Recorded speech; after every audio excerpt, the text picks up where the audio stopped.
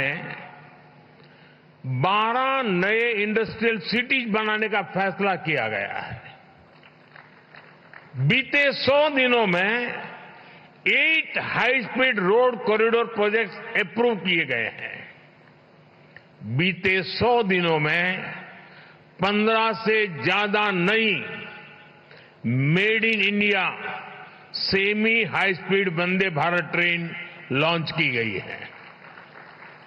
हमने रिसर्च को प्रमोट करने के लिए भी 1 ट्रिलियन रुपीस का रिसर्च फंड बनाया है। हमने इलेक्ट्रिक मोबिलिटी को बढ़ावा देने के लिए भी अनेक इनिशिएटिव्स अनाउंस किए हैं। हमारा लक्ष्य हाई परफॉर्मेंस बायो मैन्युफैक्चरिंग को बढ़ावा देने का है और ये भविष्य इसी से जुड़ा रहने वाला है। इसके लिए बायो E3 पॉलिसी को भी मंजूरी दी गई है। साथियों, बीते 100 डेज में ग्रीन एनर्जी के लिए भी कई बड़े फैसले लिए गए हैं। हमें ऑफशोर विंड एनर्जी प्रोजेक्ट्स के लिए वायबिलिटी गैप फंडिंग स्कीम की शुरुआत की गई है। इस पर हम 7,000 करोड़ रुपए से ज्यादा खर्च करने जाते हैं। भारत आने वाले समय में 31,000 मेगावाट हाइड्रो पावर जनरेट करने के लिए भी काम कर रहा है।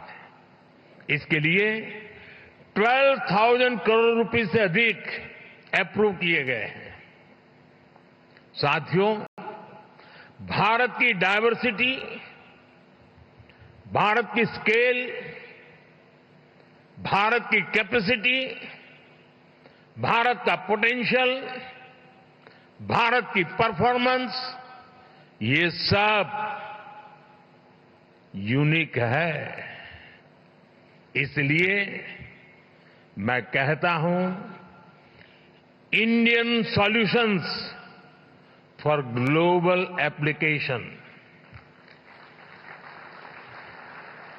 इस बात को दुनिया भी भली भांति समझ रही है।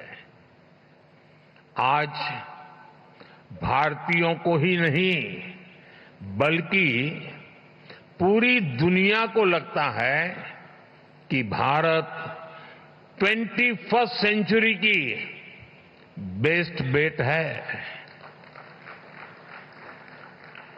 आप देखिए, इस महीने की शुरुआत में ही ग्लोबल फिनटेक फेस्ट का आयोजन हुआ। इसके बाद फर्स्ट सोलर इंटरनेशनल फेस्टिवल में दुनिया भर से लोग शामिल हुए। फिर ग्लोबल सेमीकंडक्टर समिट में दुनिया के कोने कोने से लोग भारत आए। इसी दौरान भारत ने सिविल एविएशन पर एशिया पैसिफिक मिनिस्ट्रियल कॉन्फ्रेंस के आयोजन का दायित्व निभाया। और अब आज यहां हम ग्रीन एनर्जी के फ्यूचर पर चर्चा के लिए जुटे हैं।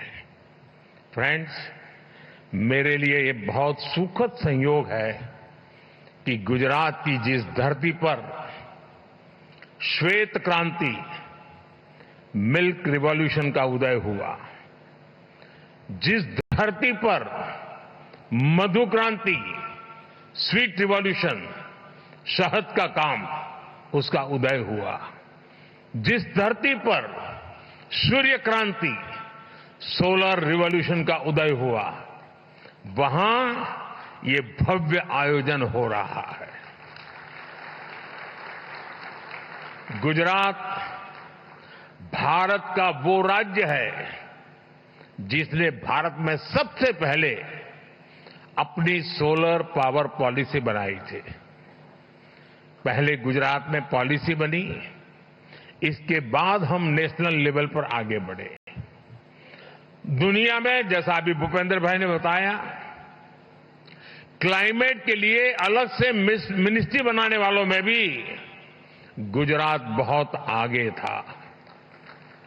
जिस समय भारत में सोलर पावर की बहुत चर्चा भी नहीं थी, गुजरात में सैकड़ों मेगावाट के सोलर प्लांट लग रहे थे। साथियों, आपने भी देखा होगा, ये जो वेन्यू है, इसका नाम महात्मा गांधी के नाम पर है, महात्मा मंदिर। जब दुनिया में क्लाइमेट चैलेंज का विषय उभरा भी नहीं था, तब महात्मा गांधी ने दुनिया को सचेत किया था। और महात्मा गांधी का जीवन देखेंगे तो मिनिमम कार्बन फुटप्रिंट वाला जीवन था। वो प्रकृति के प्रेम को जीते थे और उन्होंने कहा था, धरती के पास हमारी नीड को पूरा करने के लिए पर्याप्त रिसोर्सेज है, लेकिन ग्रीड को पूरा नहीं किया जा सकता।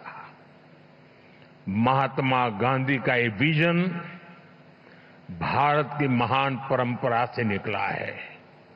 हमारे लिए ग्रीन फ्यूचर, नेट जीरो, ये कोई फैंसी वर्ड्स नहीं है। ये भारत की जरूरत है, ये भारत का कमिटमेंट है, भारत की हर राज्य सरकार का कमिटमेंट है।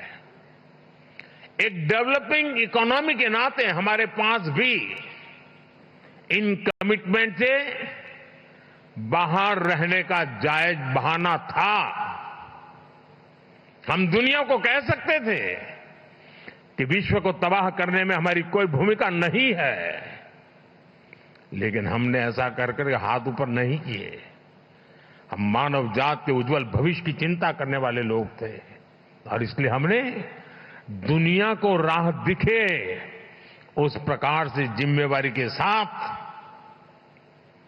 अनगिनत कदम उठाए हैं।